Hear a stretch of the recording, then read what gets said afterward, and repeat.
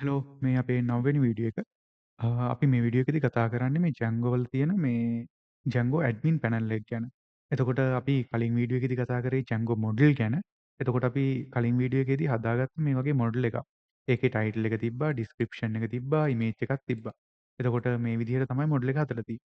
එතකොට අපි බලමු දැන් මේ Django වල මේ ඇඩ්මින් පැනල් එක. ඒ කියන්නේ අපිට මේ මොඩල්ස් වල CRUD ඔපරේෂන් කරන්න තියෙන ස්පේස් එක. ඒ කියන්නේ අපිට මේ Django වල තියෙන ඇඩ්මින් පැනල් එකෙන් අපිට පුළුවන් මේ හදලා තියෙන මොඩල් ටික view කරන්න, ඒවට data add කරන්න, delete කරන්න, ඒ CRUD ඔපරේෂන් ටික කරන්න අපිට මේ ඇඩ්මින් ඩෑෂ්බෝඩ් එක use කරන්න පුළුවන්. හරි අපි බලමු කොහොමද මේ ඇඩ්මින් ඩෑෂ්බෝඩ් එකට යන්නේ කියලා. මුලින්ම මම මේ විදිහට අපේ ප්‍රොජෙක්ට් එක run කරගෙන තියෙනවා. Python manage.py run server ගහලා. එතකොට මෙතනදී යන්න පුළුවන් මේ අපේ හදපු වෙබ්සයිට් එකට අපි මේ විදිහට සිම්පල් වෙබ්සයිට් එකක් හදාගෙන තියෙනවා. ඊට පස්සේ මම මෙතනදී මම ටයිප් කරනවා මෙතන /admin කියලා. එතකොට මේ විදිහට ඇඩ්මින් පැනල් එකට යනවා. දැන් ඇඩ්මින් පැනල් එකට ගියපුවම ඇඩ්මින් පැනල් එකට යූසර් නේම් එකයි පාස්වර්ඩ් එකයි අහනවා. එතකොට දැන් අපි ගාව යූසර් නේම් එකකුයි පාස්වර්ඩ් එකකුයි නෑනේ මේකට ලොග් වෙන්න. ඒ නිසා අපි සුපර් යූසර් කෙනෙක් හොදා ගන්න ඕනේ. එතකොට අපි මුලින්ම කෝඩ් එකට යනවා. කෝඩ් එකට ගිහිල්ලා මම මේක දැනට ස්ටොප් කරගන්නවා මේ විදිහට සර්වර් එක අපේ රන් වෙන. ඊට පස්සේ අපි මෙතන ටයිප් කරනවා Python manage.py මෙතන create super user. එතකොට මේ manage.py එකේ අපි මේ create super user කියන එක කතා කරමු. එතකොට මෙතනදී අපි බලමු මේක රන් කරලා මොනවද අහන ප්‍රශ්න ටික කියලා. මුලින්ම අහනවා මේකට මෙතන ඔයාලට තියෙනවා අහලා තියෙනවා මේකේ යූසර් නේම් එක. මම යූසර් නේම් එක දෙනවා. කැමති එකක් දෙන්න පුළුවන් ඔයාලට. මම නිකන් ඇඩ්මින් කියලා දෙනවා. මම එන්ටර් කරනවා. මේක එන්ටර් කරපුවාම ඊමේල් ඇඩ්‍රස් එකක් අහනවා. මම මෙතන මගේ ඊමේල් ඇඩ්‍රස් එක දෙනවා. කැමති එකක් දෙන්න ඔයාලගේ දෙන්න. ඉතින් මෙතනින් පාස්වර්ඩ් එකක් අහනවා. මම මෙතන පාස්වර්ඩ් එකක් දැනට ඇඩ්මින් කියලාම දෙනවා. ඔයාලට කැමති පාස්වර්ඩ් එකක් දෙන්න. එතකොට මෙතන පාස්වර්ඩ් එක ටයිප් කරද්දි මේ මෙතන පෙන්වන්නේ නැහැ පාස්වර්ඩ් එක ටයිප් කරා කියලා. මෙතනදී ආයෙ අපේ පාස්වර්ඩ් එක මේ ටයිප් කරන්න ඉල්ලනවා. කන්ෆර්ම් කරගන්න අපි එන්ටර් කරපු පාස්වර්ඩ් එක හරිද කියලා බලන්න. මම දෙවෙනි පාරත් පාස්වර්ඩ් එක දාගන්නවා. එතකොට මෙතනදී කියනවා මේ පාස්වර්ඩ් එක මේ සිම්පල් පාස්වර්ඩ් එකක් මම දුන්නේ. අන්න ඒ නිසා තමයි මේ විදිහට මේ මෙසේජ් ටිකක් ඇවිල්ලා තියෙන්නේ. එතකොට මෙතනදී අහනවා මේක මේ අනිත් පාස්වර්ඩ් එකක් ඒ කියන්නේ වෙන පාස්වර්ඩ් එකක් ආයෙ දෙනවද? එහෙම නැත්නම් මේ මෙහෙම්ම ක්‍රියේට් කරනවද කියලා. මම මෙතනින් දැනට yes දෙනවා. එතකොට ඔයාලා ප්‍රොඩක්ෂන් යද්දි මේකට හොඳ පාස්වර්ඩ් එකක් දාගන්න. එතකොට මම මෙතනින් දැනට yes දීලා ක්‍රියේට් කරගන්නවා. එතකොට මෙතන සුපර් යූසර්ව ක්‍රියේට් වෙනවා. හරි. දැන් අපි මේක ආයෙ රන් කරගෙන බලමු. එතකොට Python space manage.py run server ගහලා අපි සර්වර් එක ස්ටාර්ට් කරගන්නවා. දැන් අපි යනවා අපේ බ්‍රවුසර් එකට ගිහිල්ලා මේක රීලෝඩ් කරලා මෙතන අපි අපේ යූසර් නේම් එකයි පාස්වර්ඩ් එකයි ගහලා ලොග් වෙනවා. එතකොට මේ විදිහට ලොග් වුණාම ඔයාලට ඩෑෂ්බෝඩ් එක බලා ගන්න පුළුවන්. එතකොට මුලින්ම මෙතන පෙන්නන්නේ මේ ඩිෆෝල්ට් හැදෙනවා මේ යූසර් කියලා එකක්. මම ඔයාලට කලින් වීඩියෝ එකේදී කිව්ව අර මයිග්‍රේට් වෙද්දී ඔටෝමැටිකලි හැදෙනවා කියලා අන්න ඒ ටික තමයි මේ පෙන්නන්නේ. දැන් බලන්න මෙතන යූසර් කියන එක පෙන්නනවා. මේ යූසර් ඇතුළට ගියපුවාම මගේ ඉන්නේ ඇඩ්මින් යූසර් විතරයි. මේ මම අර දාපු ඊමේල් එක. මෙතන අපිට මේවා එඩිට් කරන්නත් පුළුවන්. එතකොට මේ විදිහටම ගෲප් කියලා එකකුත් හැදිලා තියෙනවා. ගෲප්ස් මොකුත් නැහැ. එතකොට නමුත් දැන් අපි හදලා තියෙනවා නිවුස් කියලා මොඩල් එකක්. දැනට ඒ නිවුස් කියන මොඩල් එක අපිට මේකේ මේ ඩිස්ප්ලේ වෙන්නේ නැහැ. එතකොට ඒක ඩිස්ප්ලේ කරන විදිහ අපි මුලින්ම බලමු. එතකොට දැන් අපි මේ විදිහට මොඩල් එකක් හැදුවට බෑ. මේ මොඩල් එක හැදුවා කියලා අපි මේක මේ රෙජිස්ටර් කරන්න ඕනේ ඇඩ්මින් එකේ. එතකොට මම මෙතන ඇඩ්මින් එක යනවා. මේ බලන්න මෙතන කමෙන්ට් එකකුත් ඇවිල්ලා තියෙනවා. රෙජිස්ටර් යුවර් මොඩල් කියලා. එතකොට අපි මේකෙදි මේක රෙජිස්ටර් කරන්න ඕනේ. එතකොට මෙතනදී අපි මම කමාන්ඩ් එක දෙන්නම් මේ විදිහට admin.site.register මෙතනදී අපි දුන්නේ අපේ මොඩල් එකේ නම නිවුස්. එතකොට මේ විදිහට පුළුවන්. එතකොට අපි මේක ඉම්පෝර්ට් කරගන්න ඕන නිවුස් කියන එක poly.tag කියලා .models import news right. ඔය විදිහට ඉම්පෝර්ට් වෙනවා. එතකොට දැන් අපි බලමු අපේ ඇඩ්මින් පැනල් එකට ගිහිල්ලා ඒක පෙන්නනවද කියලා.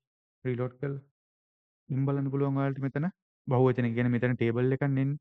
අන්න ඒ නිසා තමයි එතන ඒ විදිහට ඇවිල්ලා තියෙන්නේ. එතකොට අපිට ඕක නේම් එකක් දෙන්න පුළුවන් අතනින් ටේබල් එකට. එතකොට ඔය විදිහට නිවුස් කියන මොඩල් එක ඇවිල්ලා තියෙනවා. හරි. දැන් අපි බලමු මේකට මේ නිවුස් එකක් ඇඩ් කරගන්නේ කොහොමද කියලා. එතකොට අපිට මේ ඇඩ්මින් පැනල් එකේම අපිට නිවුස් එකක් ඇඩ් කරගන්න පුළුවන්. එතකොට මේ තියෙන ඇඩ් නිවුස් කියලා ක්ලික් කරන්න. මම මෙතන කලින්ම GPT එකෙන් ජෙනරේට් කරගත්ත මේ නිවුස් ටික. එතකොට මෙන්න මේ විදිහට මම දාගන්නවා නිවුස් කීපයක්. මේ විදිහට දැම්මා. මෙතන ඉමේජ් එකක් ඉල්ලනවා. අපි දැනට Google එකෙන් ඉමේජ් එකක් ගමු. ඉමේජස් කියලා නිකන් ගහලා ඉමේජස් වලට ගිහිල්ලා අපි ඉමේජ් එකක් කොපි කරලා ගමු බලන්න URL එක. මෙතනින් මේ විදිහට දැම්මා. ඊළඟට මෙතන තියෙනවා save තියෙනවා save and add another තියෙනවා මෙතන save and continue edit තියෙනවා. මම මෙතනින් save and add another කියලා දානවා. එතකොට අරක add වුණා අපිට තව එකක් add කරන්නත් දෙනවා. right මම දෙවෙනි news එක ගන්නවා මේ විදිහට දානවා මේකත් ගන්නවා එකක් දානවා අපි image එක select කරගන්න. මම දැනට මේ random image ටිකක් දාන්නේ. copy image address paste කරා save දුන්නා. right මේ විදිහට news දෙකක් add වෙලා තියෙනවා. එතකොට අපිට මේක එඩිට් කරන්න පුළුවන් මෙතන ගිහිල්ලා මේක කැමති විදිහට එඩිට් කරන්න පුළුවන්. මෙතන හිතන්නකෝ මම මෙතන දෙන්න 2025 කියලා. ඒකල සේව් දෙන්න. එතකොට එඩිට් වෙනවා. ඊළඟට මේක මේ විදිහටම මේ අපිට ඩිලීට් කරන්නත් පුළුවන්. මෙතන ගියා. මේ තියෙන ඩිලීට් කියලා. එතකොට ඔයාලට මේ ඩිලීට් ඔප්ෂන් එකේ මේක ඩිලීට් කරන්න පුළුවන්. ඔන්න ඩිලීට් වුණා. හරිද? ඔය විදිහට තමයි මේ මෙතන ෆ්‍රන්ට් ඔපරේෂන් ටික කරන්න පුළුවන් මේ විදිහට. එතකොට ඔයාලා දැන් වෙබ්සයිට් එක හදලා නිවුස් ටික ඔයාලට මේ ඇඩ්මින් පැනල් එකෙන් දාන්න පුළුවන්. අර වෙබ් එකේ පෙන්වන විදිහට හදන්න පුළුවන්. හරි. දැන් අපි මේ ඇඩ්මින් පැනල් එක තව ටිකක් ඉම්ප්‍රූව් කරගමු. දැන් මෙතන මේ ඇඩ්මින් පැනල් එකේ මෙතන පෙන්වනවා මේ නිවුස් එකේ ටයිටල් එක විතරයිනේ පෙන්වන්නේ. ඩිස්ක්‍රිප්ෂන් එක පෙන්වන්නේ නැහැ. අපිට ඕන නම් ඔතන ඩිස්ක්‍රිප්ෂන් එකක් දාන්න පුළුවන්. හරිද? ඒ වැඩේ මම කරන විදිය පෙන්වන්නම්. මෙතනින් ගිහිල්ලා මේ site.title එක විතරයිනේ මෙතන පෙන්වන්නේ. මෙන්න මේ ඕවර්රයිට් කරලා තියෙන මේ str කියන එක string කියන එක. එතකොට මේකේ self.title එක පෙන්වන්න කියලා තියෙනවා. මම මෙතනදී තව එකක් දාලා මෙතන අඟල වරහනක් දාලා මෙතන මම කියනවා මේ self ඩොට් එකේ මෙතන මේ විදිහට පෙන්වන්නේ මේ ඩිස්ක්‍රිප්ෂන් එක ගොඩක් දිග වෙන්න පුළුවන්. එතකොට මෙතන මේ ලිමිට් කරනවා කැරක්ටර්ස් 50කට. එතකොට කැරක්ටර්ස් 50ක් පෙන්වනවා. ඊට ඔයාලට මේ 33ක් පෙන්වනවා. ඔන්න ඔය විදිහට තමයි ඔතන එන්නේ. අපි රීලෝඩ් කරලා බලමුද? දැන් මෙතන ටයිටල් එකයි අර ඩිස්ක්‍රිප්ෂන් එකයි දෙකම තියෙනවා. අපිට නමුත් එක ගොඩේ තියෙන්නේ. අන්න ඕකට දැන් සොලියුෂන් එකක් දෙන්න ඕනේ. එතකොට ටයිටල් එකයි ඩිස්ක්‍රිප්ෂන් එකයි දැන් මෙතන තිබ්බට අපිට මේක අඳුර ගන්න බෑනේ. දැන් මේ එකටම තියෙනවා. ඉතින් කියවද්දි සාමාන්‍ය අඳුර ගන්න පුළුවන්. නමුත් මේක පැහැදිලිව අඳුර ගන්න පුළුවන් විදිහට චේන්ජ් කරන්න පුළුවන්. එතකොට ඒ පාර්ට් එකට කරන්නේ මෙන්න මේ විදිහට. ඔයා යන්න ඕනේ මේ මුලින්ම මෙතන අපි ඇඩ්මින් එකට අපි රෙජිස්ටර් කරේ. එතකොට මෙතන රෙජිස්ටර් කරපු තැනට යනවා. ගිහිල්ලා මම මෙතන මේ පොඩි ක්ලාස් එකක් හදනවා. මෙන්න මේ විදිහට ක්ලාස් එකක් හදනවා. නිවුස් ඇඩ්මින් කියලා. මෙතන මේ පාස් කරනවා මේ ඇඩ්මින්ගෙන් එන මේ ඇඩ්මින් මොඩල් කියන එක. මේ මොඩල් ඇඩ්මින් කියන එක. මේ විදිහට ලිස්ට් ඩිස්ප්ලේ එකයි මෙතන ටයිටල් එකයි ඩිස්ක්‍රිප්ෂන් එකයි මේ විදිහට දෙනවා. එතකොට මේ ක්ලාස් එක මේ විදිහට දෙනවා. දැන් අපි මෙතන මේ රෙජිස්ටර් කරලා තියෙන නිවුස් විතරනේ.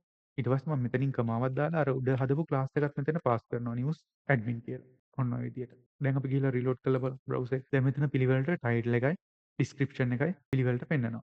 එතකොට ඔන්න ඔය විදිහට තමයි මේකෙදි තව ටිකක් අපි ඉම්ප්‍රූව් කරගන්නේ. එතකොට දැන් අපි CRUD ඔපරේෂන් ටික කරා මෙතන ඩිස්ප්ලේ කරන විදිය කරා මෙතනින් ඔයාලට ඇඩ් කරගන්න පුළුවන්. ඒ අදාළ දේවල් කරන්න පුළුවන්. එතකොට දැන් අපේ ඇප්ලිකේෂන් එකේ ෆයිනල් එක තමයි මෙතනදී අපි නිවුස් දානවා. ඒ දාපුවාම මේ නිවුස් අපේ වෙබ්සයිට් එකේ පෙන්වන්න ඕනේ. දැනට අපේ සාම්පල් මේ වගේ වෙබ්සයිට් එකේනේ පෙන්වන්නේ. එතකොට මේකට අපි අතනින් දාන නිවුස් ටික මේ වෙබ් එකේ පෙන්වන්න තර ගේන එක තමයි අපේ අවසාන මේ ප්‍රොජෙක්ට් එකකින් වෙන්නේ. එතකොට අපි ඊළඟ වීඩියෝ එකකින් කතා කරන්නේ මේ මොඩල් එකක් දැන් අපි මොඩල් එකක් හැදුවානේ මෙතන මොඩල් එකක් හදලා තියෙනවා. මෙතන මොඩල්ස් වලට ගිහම මේ මොඩල් එක හදලා තියෙනවා. හිතන්නකෝ මේ මොඩල් එකේ අප්ඩේට් එකක් කරන්න ඕනේ. අපි මේකට තව ඩේට් කියලා එකක් දානවා කියලා හිතන්නකෝ. අන්න ඒ වගේ දෙයක් කරගන්නේ කොහොමද? මොකද මෙතෙන්ට ඩේට් කියලා දැම්මට ඒක අපි අර අපේ ඇඩ්මින් පැනල් එකේ පෙන්වන්නේ නැහැ. ඒකට පොඩි ස්ටෙප් ටිකක් තියෙනවා. අපි එතකොට ඒ ටික ඊළඟ වීඩියෝ එකකින් කතා කරමු.